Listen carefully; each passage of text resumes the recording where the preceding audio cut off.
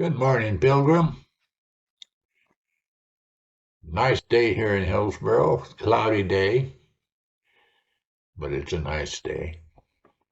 Bird flitting about in roses out there. He's happy. He's happy, I'm happy. All's well. August 5th, 1866.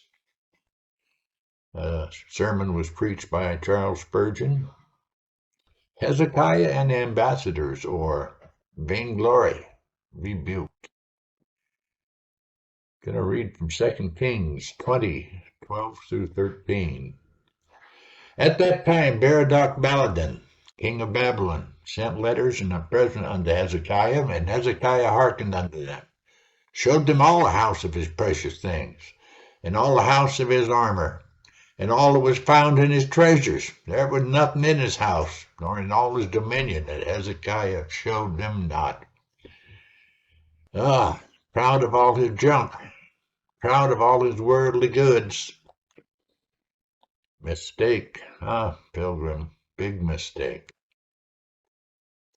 Should we not be taught by this narrative to cry out every day against vainglory? And it's not those standing in prominent spheres who are alone in danger of it, but all others, including you and me, especially me sometimes. I recollect firing a shot once with much greater success than I knew of.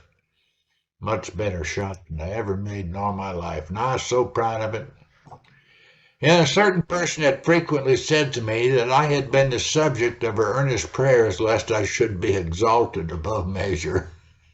For she could see my danger, and after having heard this so many times that I really knew it by heart, I just made the remark that I thought it would be my duty to pray for her too, lest she should be exalted above measure. I was greatly amused when this answer came. I have no temptation to be proud. My experience is such that I am in no danger whatever of being puffed up, not knowing that her little speech was about the proudest statement that could ever have been made by anyone, and that everybody else thought her to be the most officious and haughty person within 10 miles. Why do you not believe there may be as much pride in rags as in an alderman's gown? Is it not just as possible for a man to be proud in a dust cart as if he rode in Her Majesty's chariot? A man may be just as proud with half a yard of ground as Alexander with all his kingdoms, and it may be just as lifted up with a few pence as Gracious with all his treasure. Pray against pride, dear friends, wherever you may be. Pride will grow on a dunghill. We can be proud of anything, as well as in the king's garden. Pray against pride and vainglory, Pilgrim. God give you grace to keep it under. Keep it down. Don't let it rise up and take you over. I'm going to read some Proverbs here. Proverbs 11:2. When pride comes, then comes disgrace, but with the humble is wisdom. 13:10. By insolence comes nothing but strife, but with those who take advice is wisdom. So, read your Bible, pay attention to what it says. It's full of good advice. 16:18. Pride goes before destruction, and a haughty spirit before a fall. Yep. Watch your feet. Watch where they go. You're going to be stumbling. 29:23. One's pride will bring him low, but he who is lowly in spirit will obtain honor. Well, let's take a look at old King Hezekiah here again. What happened? What happened? But Hezekiah did not make return according to the benefit done to him, for his heart was proud. Therefore wrath came upon him, and Judah and Jerusalem.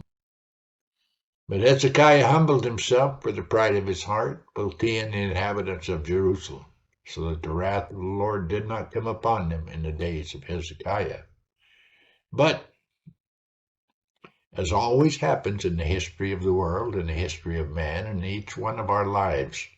If you think about it, we raise ourselves up, God raises us up, we fall, or our children or our grandchildren fall.